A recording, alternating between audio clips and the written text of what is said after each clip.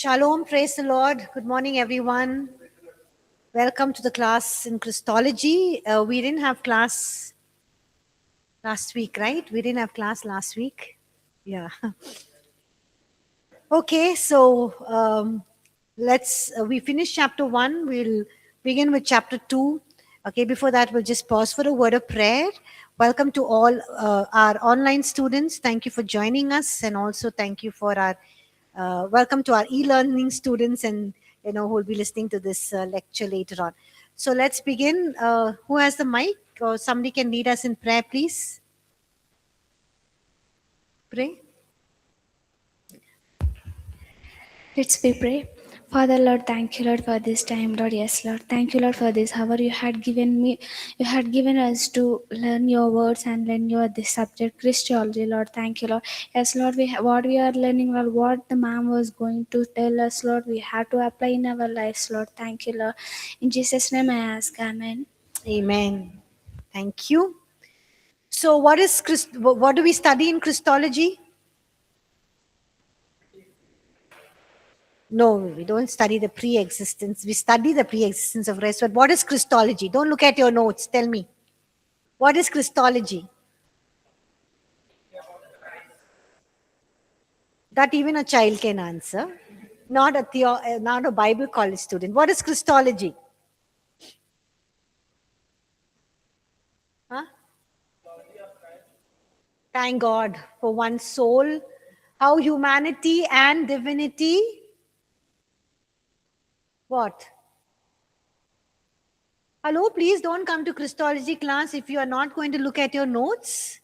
Next week onwards, those who are not reading their notes and not studying their notes, please don't come to class.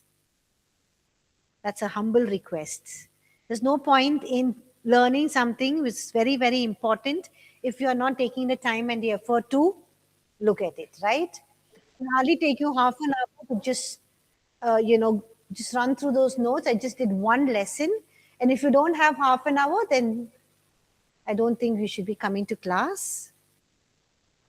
So please kindly look at the notes, read the notes, because this is very, very important for your faith, for teaching the faith, for knowing the truth, so that you can correctly teach it, right? Okay. So what is Christology? How humanity and what? Yes, coexist in perfect unity, in perfect harmony. How one person can be fully divine, fully human. How a person can be 100% God, 100% man. And how can divinity and humanity exist in perfect unity and in oneness in the person of Jesus Christ? That is Christology, right? So when somebody asks you Christology, don't say we're learning about Christ. Please say we're learning how humanity and divinity exist in perfect unity, in perfect oneness in the person of Jesus Christ. How Jesus can be fully human and fully divine at the same time, right? So that is what we are studying in Christology. And what are some of the questions a student in Christology will encounter? What are some of the questions that a student in Christology will try to answer? Come on. Huh? What are the questions? Yes.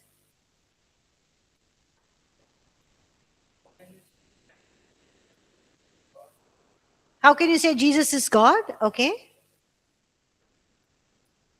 Look at the definition we just said. So what are the questions that can come up? How can he be fully human and fully divine at the same time, right? What else? How can a man after he dies be raised up? Okay.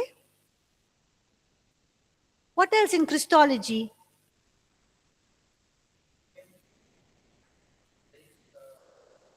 We're not looking at man only, right? But we're looking at God and man. So what are some of the questions? Oh, this is not a done thing, please. Next week onwards, those who are not reading your notes,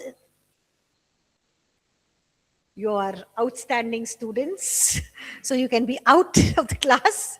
Okay, this is really important, I'm telling you. Did God indeed become? Did God become man? Yes, did God indeed become man? How can God become man? Isn't that questions that you think of, right? How can humanity and divinity exist in perfect unity and oneness in the person of Jesus Christ, right? Now, I said when we did our first class, what is the main question that we would be looking at or answering? John chapter? No, not that one. What did Jesus ask his disciples? What is the question that Jesus asked his disciples? Remember, we spoke about it? Who do you say? Who do men say that I, the Son of Man, am? Right? All of you have just woken up after 2 weeks of sleep and come to my class. It all shows. Who do men say that I, the Son of Man, am? Right? So we heard the different understanding of people, but what did Peter say? You are the Messiah, the Son of the living God. That was Peter's confession. And what does Jesus tell him? Flesh and blood has not revealed this to you, but my Father in heaven. Okay? So, that is something that we will be answering in Christology, right? So, in Christology, what are we going to be studying about? The different aspects. First, we'll study about what will we prove first? What will we prove first? Jesus is what? First thing what we will prove. Jesus is fully God. Then we've gone to prove Jesus is fully man.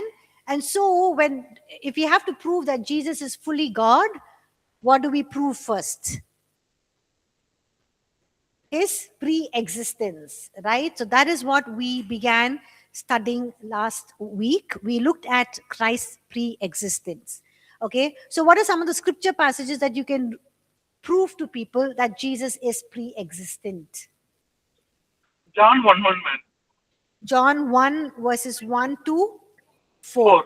So what are the things that we can prove from John chapter 1 verses 1 to 4? In the beginning was the Word, and the Word was with God, and the Word was God. In him was life, right? So you will be able to explain all of these things. The beginning was the Word. The beginning was the Word means what? Or the Word was in the beginning means what? From the beginning, Jesus is existing, man. Sorry, Lenin? From the beginning, Jesus is existing. Oh, we can't hear you clearly. When we say in the beginning was the Word, or the Word was in the beginning, what are we trying to prove? Okay, it refers to Jesus Christ. Yes, go ahead, Devraj. God was existing before the time, man. Yes, God existed, the Word existed even before time began. The Word, who is Jesus Christ, existed even before the world was created, even before time began, right? So John does not say that the Word was, from the beginning, but he says the Word was in the beginning. So when we say from, that means there was a time when he is from, and there's a time when he'll end. But here he says the Word was in the beginning. That means he was already there even before the beginning. Okay, so it proves to us that Jesus never began. He was always and will always be. He always existed. That means it proves that Christ is eternal, right? He did not have a start at Bethlehem, but Bethlehem was his entrance into history, but it was the start of his, and it was not the start of his existence, but he was there even before the creation of the world, right? And the word was with God means what? The word was with God means? He was with Father, madam. Okay. Father the God.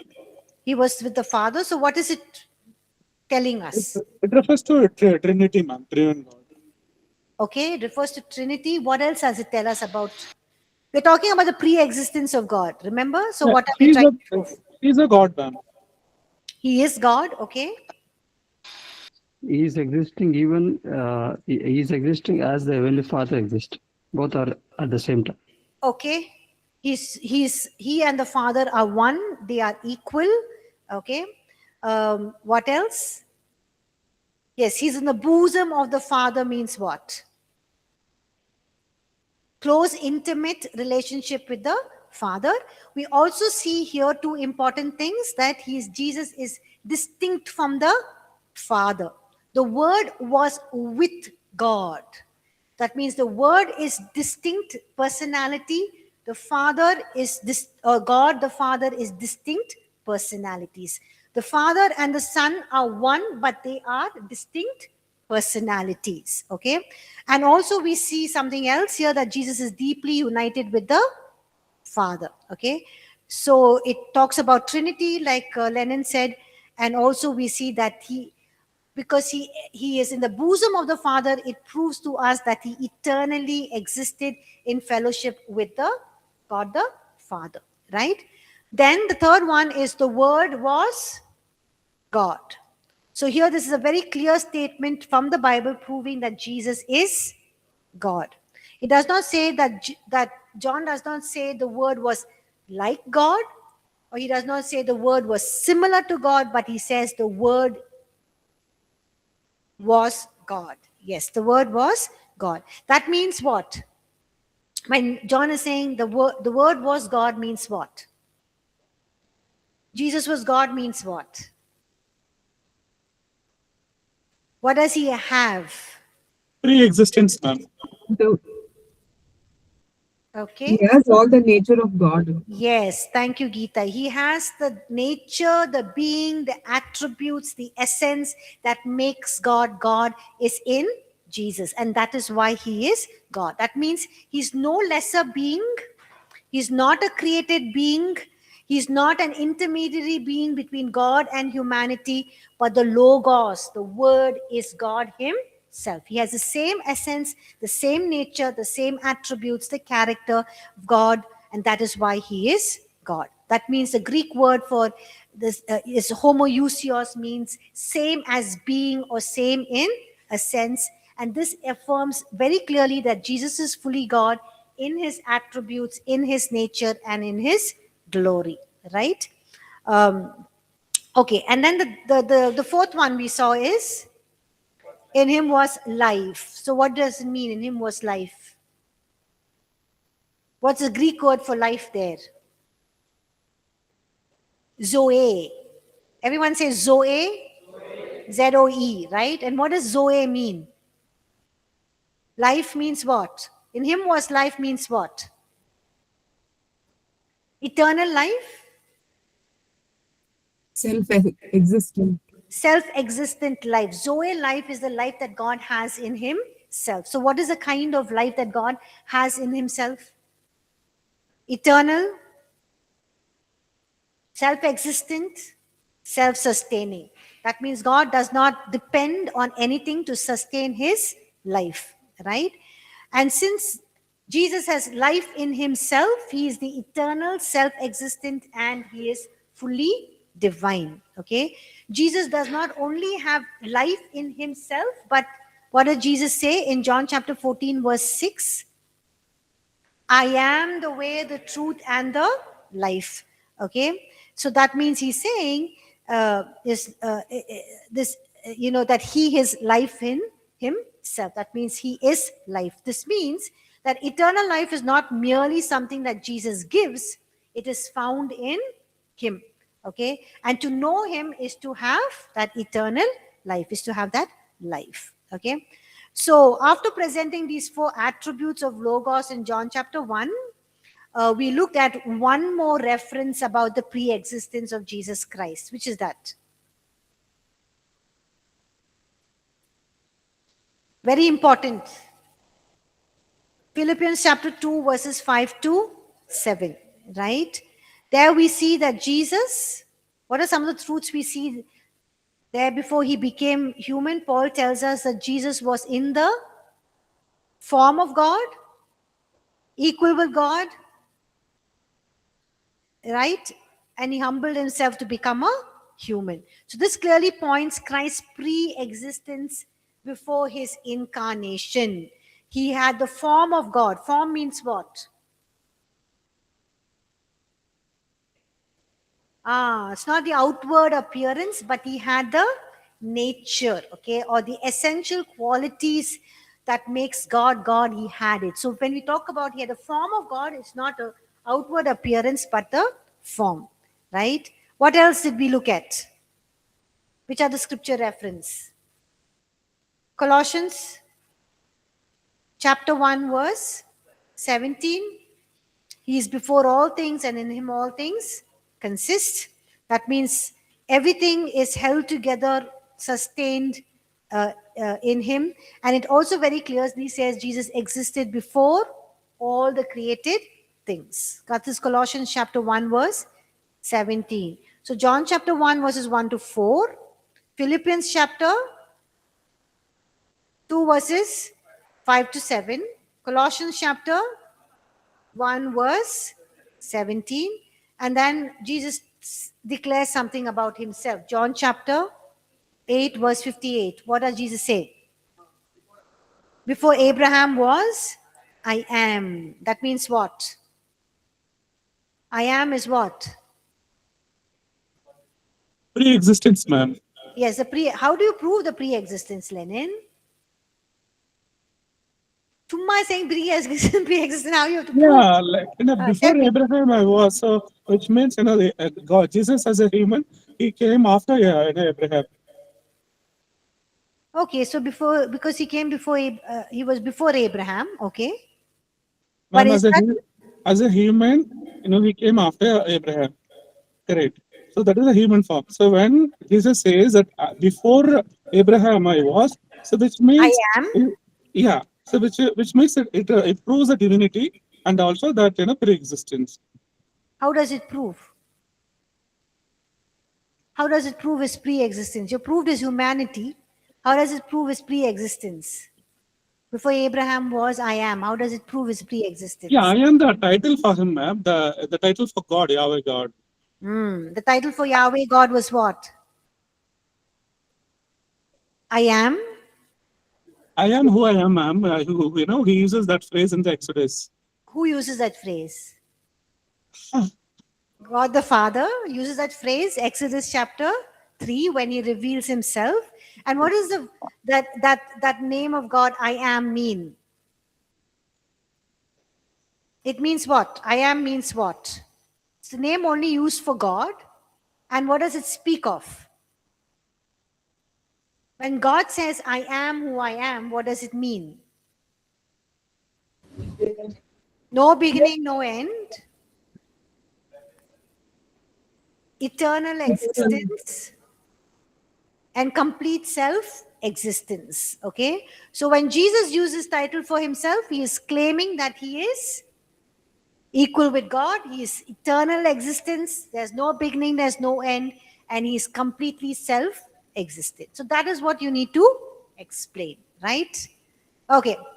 Now we'll move on to chapter 2. Anyone has any doubts about chapter 1? Anyone has any doubts about chapter 1? Now, some of the things I'm saying is not there in your notes, so please listen and write, and don't say the assessments are hard, okay? And please read, all of these things are very, very important, right? Okay. So we are proving what? In chapter 1, we proved the pre-existence of God. So by proving that Jesus is pre-existent, what are we trying to prove? that Jesus is God. Good. So we're proving that Jesus is God.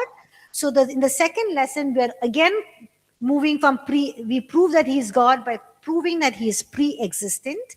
Now we are looking at his equality with the Father and the Holy Spirit. And by proving that he is equal with God the Father and God the Holy Spirit, we're proving that Jesus is deity or that Jesus is God. So in the first part of studying Christology, we are looking or proving that Jesus is deity, that he is God. We proved in chapter 1 that he is pre-existent.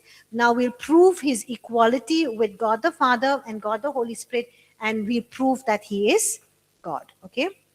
So we discussed the pre-existence of Christ, meaning that Jesus existed even before his birth in Bethlehem. And he did not begin to exist in time. He existed even before time began. And now we will turn our attention to an essential doctrine, which is proving his equality with God the Father and God the Holy Spirit. Now, this truth is very foundational for theology or Christian theology, that Jesus Christ is not a created being. Okay, he's not a created being. He's not a lesser divine agent or being, and he's not an intermediary between God and man in that sense of being inferior. Okay, so all of these things people have brought in doctrines, and we need to refute those doctrines or speak, present the truths of these doctrines, that Jesus is not a created being. He's not a lesser being or lesser agent. He's not an intermediary between God and man in the sense of being inferior. Rather, he is fully God. Okay, he's equal in essence, nature, glory, and authority with God the Father and God the Holy Spirit. Okay, so Jesus is fully God, and he is equal in his essence, his nature, his glory, and authority with the Father and with the Holy Spirit. Now, to establish this, we will look at some key scripture passages. Many of the passages we've already looked at in chapter 1. We've already reiterated it in the beginning, but we will also emphasize a few more things what these passages really teach us about the full deity and the equality of Jesus Christ. So we'll begin again with what we began in chapter 1, which is the chapter we began with, John chapter 1, verses 1 to 3. You all know it by heart? Let's go. In the beginning was the Word, and the Word was with God, and the Word was God. All things were made through him. Without him, nothing was made that was made. Okay? It's a good chapter to memorize. Anyways, so we look at some crucial truths that are presented here. The Word was with God. When we say the Word was with God, it shows distinction of persons, right? There are two distinct persons here. Who are the two distinct persons? Or two separate persons? The Word and God. So the Word is whom? Jesus Christ. Jesus. And God is God the Father. So it shows distinction of persons. The Word is not the same person as the Father.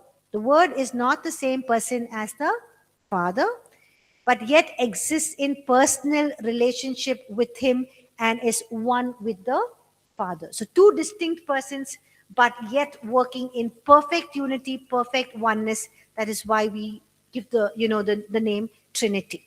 Okay. The next one, the Word was God. So when we say the Word was God, it declares the equality of essence. That means it declares the equality in the nature, in the attributes, in the essence, in the being with God the Father and God the Holy Spirit. So God, the Word was God, declares equality with, equality of essence, equality of the nature, the character, and the attributes of God the Father, God the Son, and God the Holy Spirit. So we need to understand that the Word, that is the Word, the Logos, or Jesus Christ, does not merely resemble God. Jesus did not resemble God. He did not even act like God, but he is God. Okay? And he has the same equal essence or nature and attributes like God the Father and God the Holy Spirit. Now, the third thing we see in John chapter 1, verse 1 to 3, he is the creator of all things. So, verse 3 states that everything that exists was created through him. Since God alone is the creator, the word cannot be a created being, right? Since God alone is the creator, the word that is the logos, that is Jesus Christ, cannot be a created thing, because creation itself testifies of his deity. Creation itself testifies that Jesus is God. So therefore, when we look at John chapter 1, verses 1 to 3, it clearly teaches us that Christ is co-equal with the Father, eternally and fully divine. Okay? Any questions on this? Any questions? Okay, then we'll move on to the second passage, the same passage that we looked at in chapter 1. Which is the second passage we looked at in chapter 1? Philippians chapter 2, verses 5 to 7. So let's read that. Can somebody read that, please? Philippians 2, 5 to 7.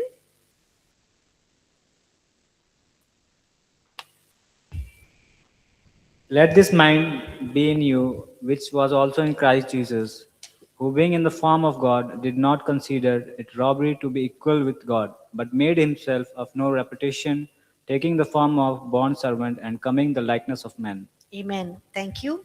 So this passage tells us what Christ already was before the incarnation. So this passage is talking about what Christ was already even before his incarnation. That means God becoming man. Okay.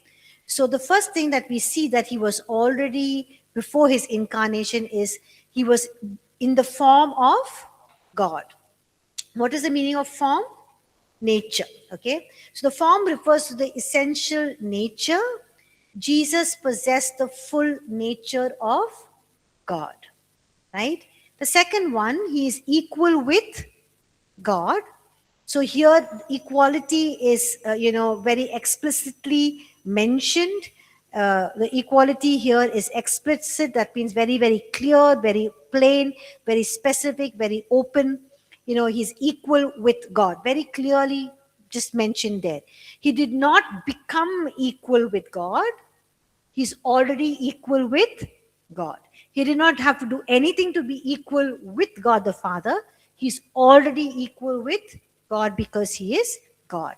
The third thing we see here in this passage is he did not cling to his rights. That means when God became man, when the word became flesh, he did not treat his equality as something that has to be selfishly held on to, right?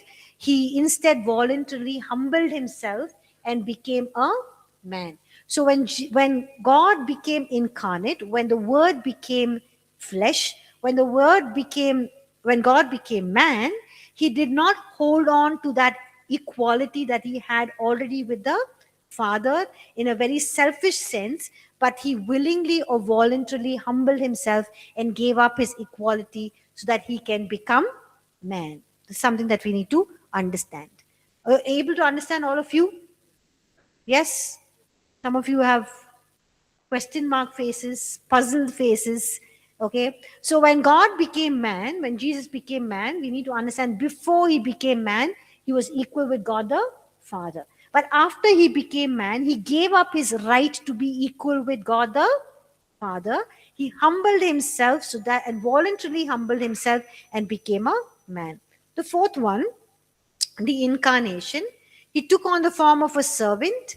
Does not mean that when he took on the form of a servant or when he became man that he stopped being God or he ceased to be God. When Jesus became man, he did not stop being God or he did not cease to becoming God, but he was, it means that humanity, he added humanity to his deity. So what it means basically is he added humanity to his deity. It's not something that, like, he dropped his divinity and he put on humanity. Like when you do acting, you can act in as in two character roles at the same time, right? You can go run, change your clothes, and come and be somebody else and be another character. But that's not what Jesus was doing. It was not that he dropped one character and put on the other character or took on the other character role. No, he was deity, he was God, but also he added to his deity humanity. So he was fully God, fully man, 100% God, 100% man at the same time. So that's why we're saying Christology is humanity and divinity coexisting in perfect unity and oneness in the person of Jesus Christ. Amen? Ma'am. All of you with me able to understand? Okay. So we see in Philippians chapter 2, verses 5 to 7, it affirms to us that Jesus fully shared the glory, the status, and the essence. When we talk about essence, ESSENCE, we are basically talking about the nature, the attributes, the character of God. So Jesus fully shared the glory, the status, and the essence of God, but yet he chose the path of humility for the sake of redemption. Okay. Yes, Lenin. Yeah, ma'am. When we say that the God is fully human and fully divine, fully God on earth, when yeah, we know that he was a human, when we spoke to the people, and also when he chose to become a God on the earth, ma'am. How to understand that? Sorry, Lenin, you are breaking up. We can't hear you clearly. Okay, ma'am. Can you try once again, please? We'll see if we can understand you. Yeah, ma'am. What I'm asking, when Jesus, can you hear me? Yeah. When Jesus was on the earth, we know he was a human and he was fully human and fully God. So When you're saying he was fully human and fully God, okay? Yes, ma'am. So when he was speaking to the people and all, we know that he was a fully human. And also, when he choose to become a God, that when he is it like his choice or the Father's choice, ma'am? So you're saying when he was here on the earth, he was fully human and he was fully God. And for the people, he appeared as fully human, okay? But Correct.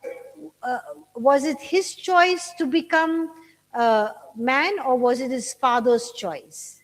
Yeah, on the earth. For example, when he was walking on the sea, we know that he was a God. But human cannot walk on the sea. So he was a God.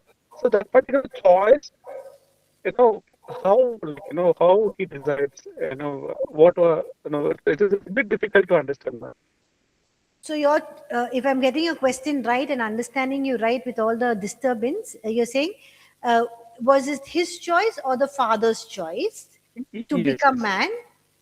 Okay. No, So- not to become man, not to become man.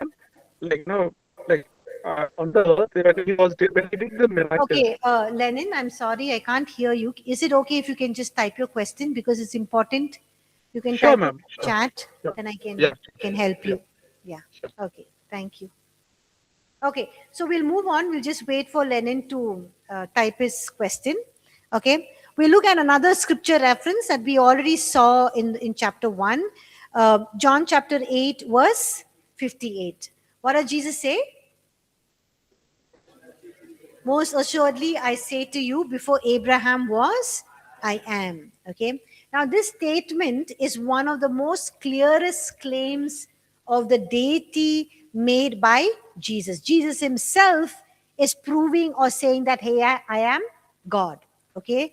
So, even if people say, I don't agree with, that John is saying that Jesus is God, or Philippians chapter 2, verse 5 to 7, or Colossians chapter 1, verse 17. You can show them John chapter 8, verse 58, where Jesus himself says, before Abraham was, I am. So here in the statement, Jesus is clearly making a claim that he is God. So notice here that Jesus does not say, before Abraham was, I was. What does it mean when he says, if he would have said, before Abraham was, I was, means what? What did Jesus say? Before Abraham was, I am. But what if he said, before Abraham was, I was? What would that mean? That means there was a God time would when have he was. created- Sorry, Geeta. God would have created him. God would have created him. Okay, it's past tense. There was a time when he was not, and there was a time when he was, just like Abraham, right? So, but here Jesus, instead of saying I was, he says, I am. Okay, so this is a very deliberate and theologically loaded statement, because Jesus here is quoting what God himself spoke to Moses in Exodus chapter 3, verses 13 to 14. Okay, what does Moses say to God? Indeed, when I come to the children of Israel and say to them, and they say to me, what is his name? And Moses says, ask God, what shall I say to them? And what does God tell Moses? I am who I am. And he says, thus you shall say to the children of Israel, I am has sent me to you. Okay. Now the name I am comes from the Hebrew verb, iha, meaning to be, it has several attributes. It means self-existent, self-sufficient, all-sufficient, eternal, and unchangeable. So when God revealed himself as I am, he's revealing his attributes of being self-existent, self-sufficient, all-sufficient, eternal, and unchangeable.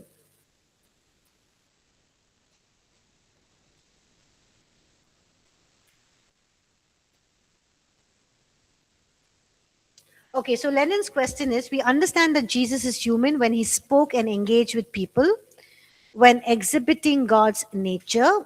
Was it with Father's will, is it after the Father approved of it? What do you all think? Jesus becoming God, God becoming man, or Jesus becoming man, was it to the Father's will and the Father's approval, or just Jesus wanting to do it? What do you think? Why do you say it was Father's will and Father's approval? John 3:16 says that God so loved the world that he gave his only son. Okay. What else? John chapter 12. Can you please take the mic?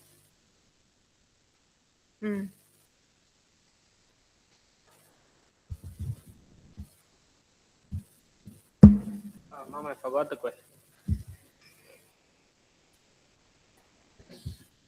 So it's okay. You can still hold on to the mic. The question is, you can answer. Okay. Anyone else? Pastor, when before going to cross, he was asking God, if it is your will, Take this cup from me. That shows that it's God's. That showed he was doing the Father's will.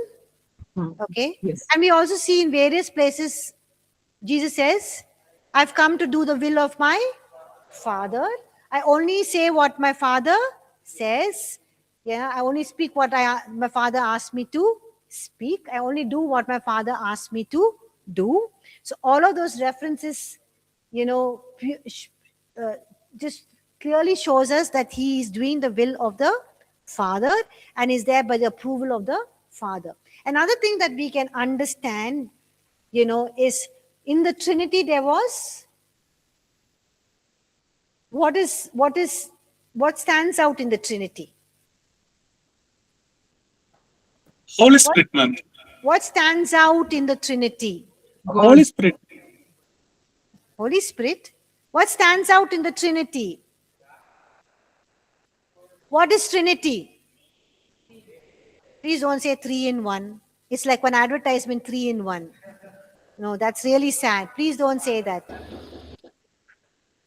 Father, Son, and the Holy Spirit. Yeah, the Father, Son, Trinity is God the Father, God the Son. You have to answer like theological students, Bible college students, not triune also. What? Triune one, that is also like an advertisement. God the Father, God the Son, God the Holy Spirit, 3 distinct persons, but one. Okay, 3 different persons, but yet one. That is Trinity. Okay, so when Jesus became man, what do you think? Did he do it out of his own will, or was there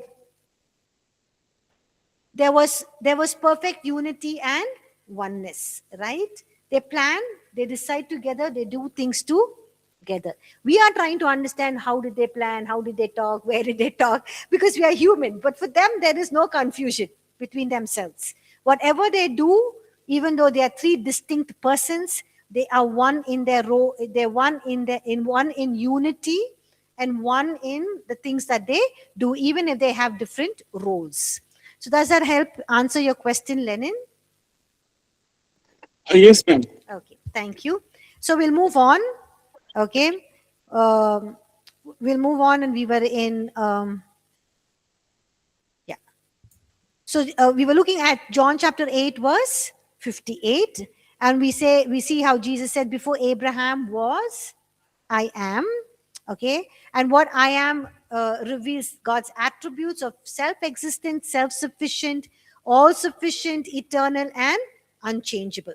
So when Jesus was using the words I am, he was identifying himself with God, okay, who revealed himself as I am to Moses. Okay, so Jesus is clearly claiming the divine name of Yahweh, known as Jehovah, or the Lord, for himself. And that is why the Jewish audience reacted so strongly, because they understood that Jesus was making himself co-equal with God of Israel. Why did they get so angry and try to take stones and stone him?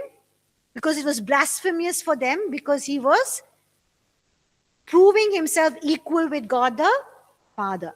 I am, the Old Testament was referred to Yahweh, Jehovah, or Lord. He's saying I am, that means he's equal with God the Father. So this is one statement where we can also prove that Jesus is proving that he's equal with God the Father. Okay, we look at another reference, the mighty God, Isaiah chapter 9, verse 6. So can somebody please read Isaiah chapter 9, verse 6? We read this also, but we read this during Christmas time. So can somebody read Isaiah chapter 9, verse 6, please?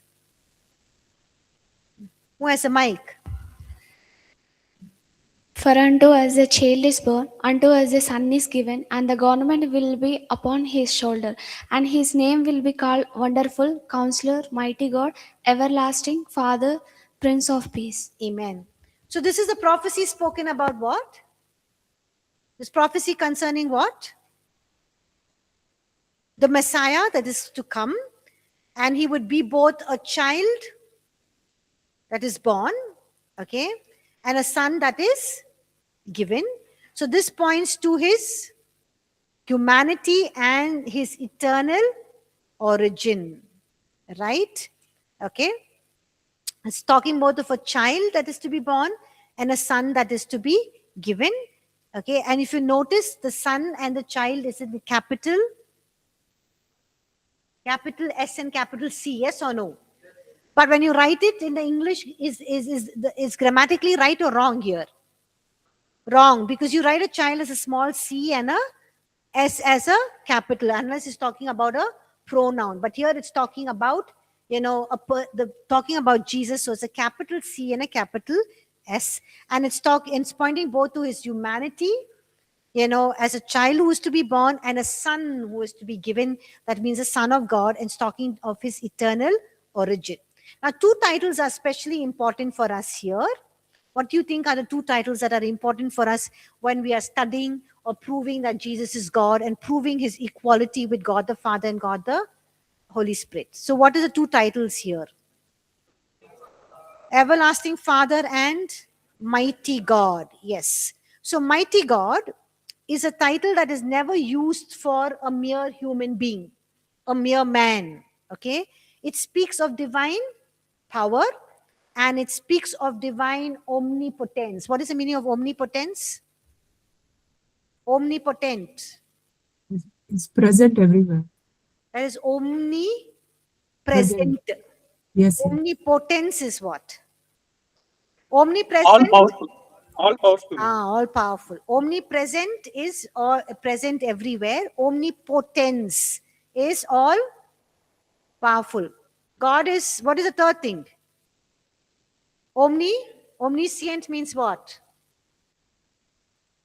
Huh? All knowing. All knowing. Thank you, Lenin. All knowing. Omniscient, God is all knowing. That is his nature. All knowing, omnipotent, all powerful, omnipresent. All of you are present here. You studied this in Holy Spirit, but it's all gone somewhere. Okay. Omnipotent, omniscient, and omnipotent, present. Okay. So omnipotence is talking about his divine power, right? So this title, Mighty God, is not talking about a mere man. It's talking about divine power and omnipotence. So by calling the Messiah that is to be born as Mighty God, what is Isaiah trying to affirm here? What is Isaiah trying to say when he's calling or giving the title for the child that is to be born or the Messiah that is to come as a mighty God? What is he trying to prove or affirm here? He is not just a human being. He is something. He is in God. Yes, very good. Thank you, Devraj. So Isaiah is affirming here that this coming child or this coming Messiah is not just a mere human being, but is God incarnate. God becoming man. When we say God incarnate means what? Incarnate is God becoming man, right? So here this clearly establishes Christ's co-equality with God the Father. That this Messiah, that this child who is to be born is not just a human being, but he is God. And what attribute of God? Mighty God. That means omnipotent, all-powerful God. That is a characteristic referring only to God, omnipotence. Okay, so here this clearly establishes Christ's co-equality with God the Father. The second title is what? Everlasting Father. Now, when Isaiah says that the Messiah who is to be born, or the Son who is to be born, is Everlasting Father, don't you think there's a clash in the title? Clash in the title. Don't you see a clash in the title? Who else is the Father? Everlasting Father. God the Father, right? So when he's saying that this Messiah is also called to be called Everlasting Father, don't you see a clash in the title? Yes? Yes or no? Okay, we have the break bell. So milte hain break ke baad and we'll think about this and discuss. So we'll take a break and we'll come back and we'll talk about this. Okay? Thank you, everyone.